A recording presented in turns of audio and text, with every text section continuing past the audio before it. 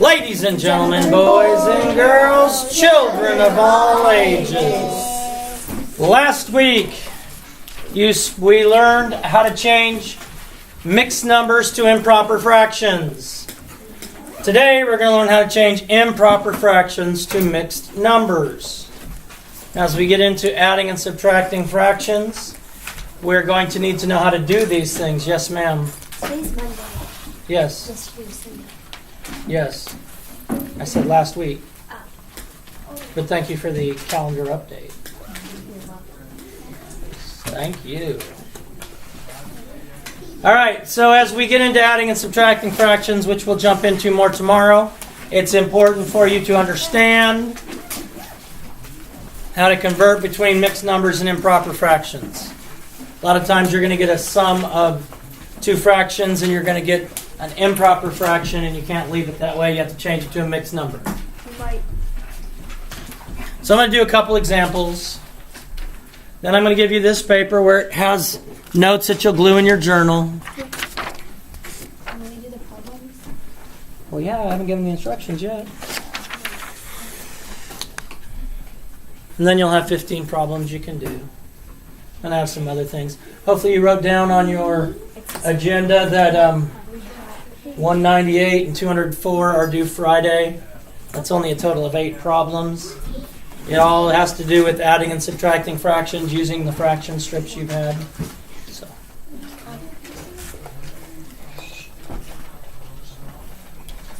All right, so let's look at a couple examples. Let's look at the problem 43/8. Brooklyn, why is this an improper fraction? Why is 43/8 an improper fraction? What makes it improper? The numerator Is what is it called? larger than. It's not larger than 8. What? Okay. Ari? The numerator is bigger than our denominator. The numerator is bigger than the denominator. Anytime the numerator is equal to or greater than the denominator, that is an improper fraction. When you're getting a final answer on an assignment, you don't want to leave a fraction as improper unless that's the point of the assignment. If the point of the assignment is change this mixed number to an improper fraction, then you would want to. But in this case, you don't want to. No, no, no. No, no, no, no, no. No, no. All right, in order to change an improper fraction to a mixed number, we really just have a couple steps. Step 1 is to divide the numerator by the denominator.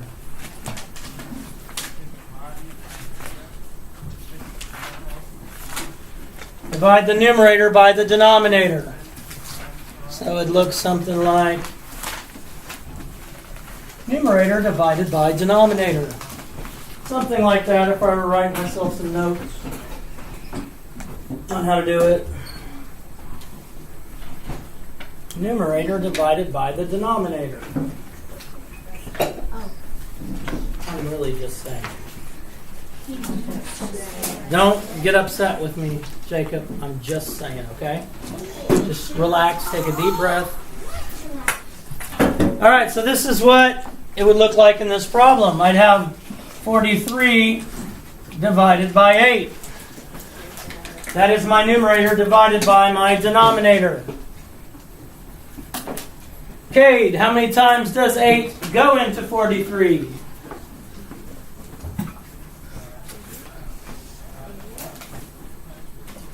5 times. 5 times. Good. And what is 5 times 8, Cade? 40. And what is the difference of 43 and 40, Cade? 3. 3. So I have 5, remainder 3. 5, remainder 3.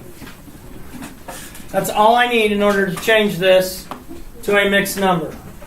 Because my quotient then becomes my whole number. My quotient is 5. My remainder is my numerator, and my denominator stays the same.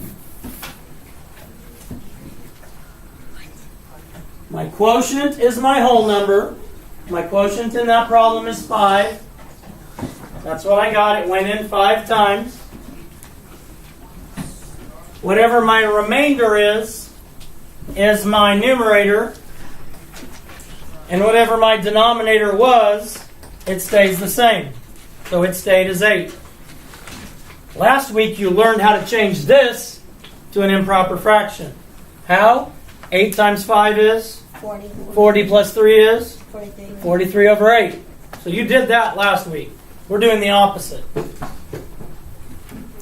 We are doing the opposite.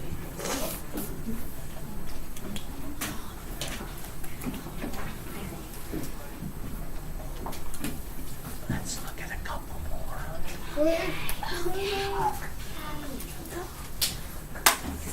Oh, let's take... Let's do 65 eighths.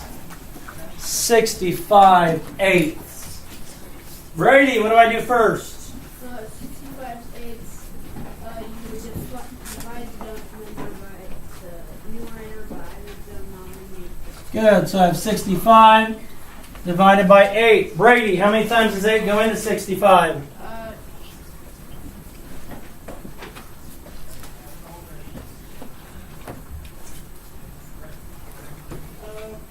8 times. 8 times 8 is? 64. The difference of 65 and 64, Brady? Is 8 remainder 1. Okay, good. 8 remainder 1. So as a mixed number it is? 1 8 8 and 1 8. 8 and 1 8. Yes, sir. I just had an excellent question. And I'm going to let Will help me on this because Will asked this question. But I'm not going to tell you the question. Not right now, Will. We're going to do, let's do 81 thirds. So, Will, what do I do step 1?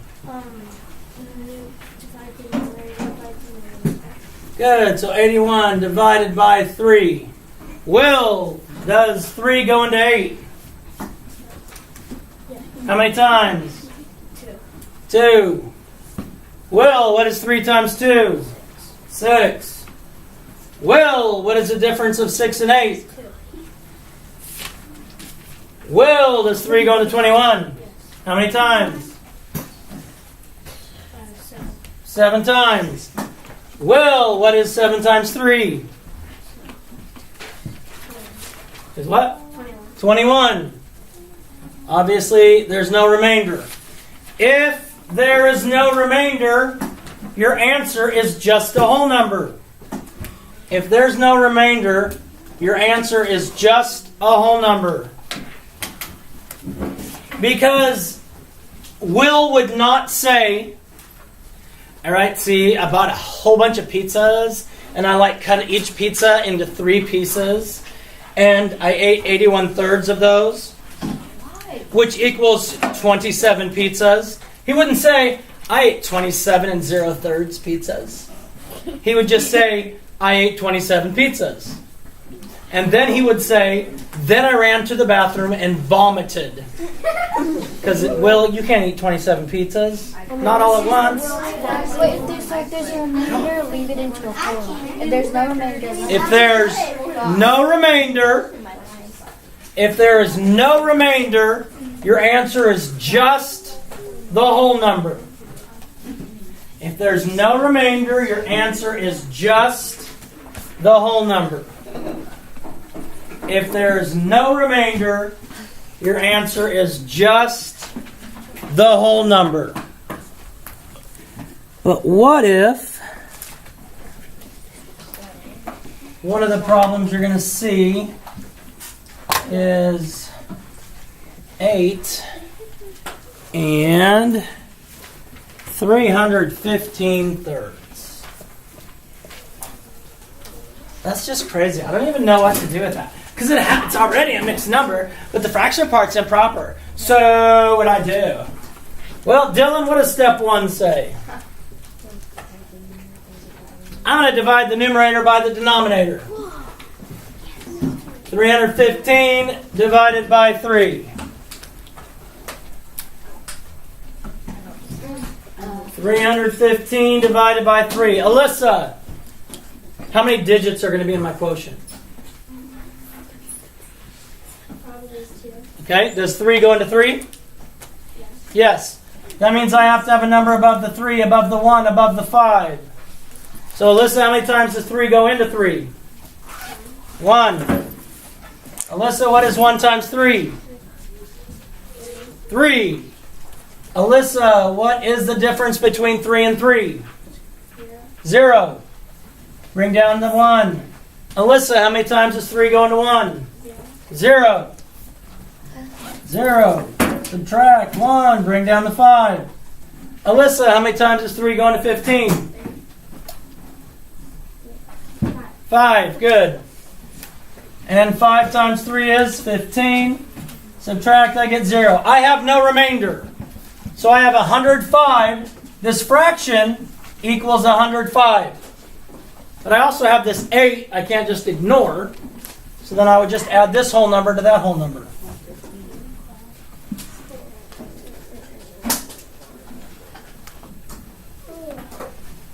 Let's do one more of those.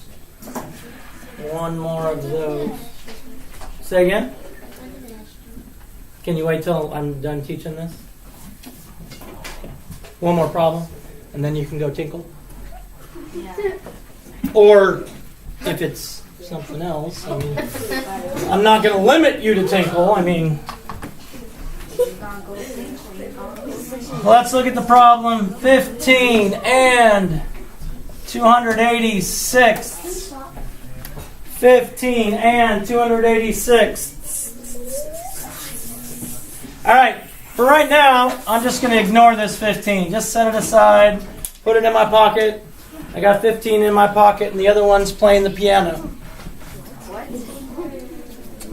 If you're older, you'll understand that reference, because my friend Alanis Morissette sings a song. Kind of like that. Okay. They can open it all the way. Yes. Hi.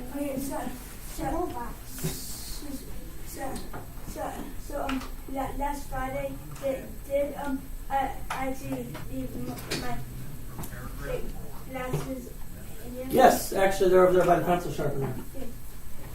All right, so we have this problem. We're putting the 15 in our pocket. We're saving it for later. Now we need to follow the steps. Ryan, what is my first step?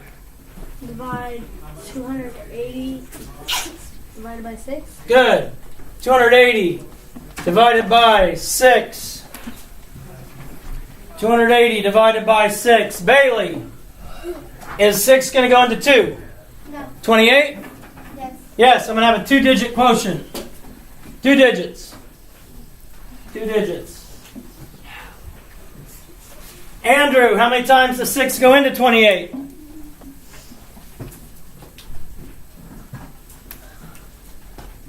4 times. And Andrew, what is 4 times 6? 24. Andrew, what's the difference between 28 and 24? 4.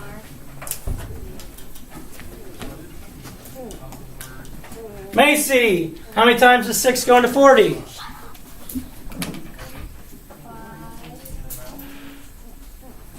6. And what is 6 times 6, Macy? 36. You smirker. And Macy, what is the difference between 40 and 36? 4. 4. So I have 46, remainder 4. But I'm not done. I got to take that 15 out of my pocket. And so I have 15 plus 46 And now make it play the next and 4/6.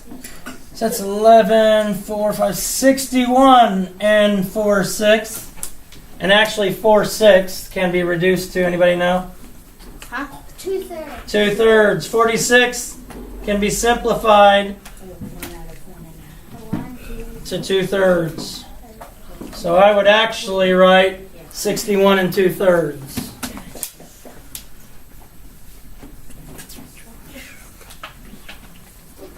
Questions? Boom, shakalaka, peace out. God bless, love you. Do something kind. Subscribe right now because I said so!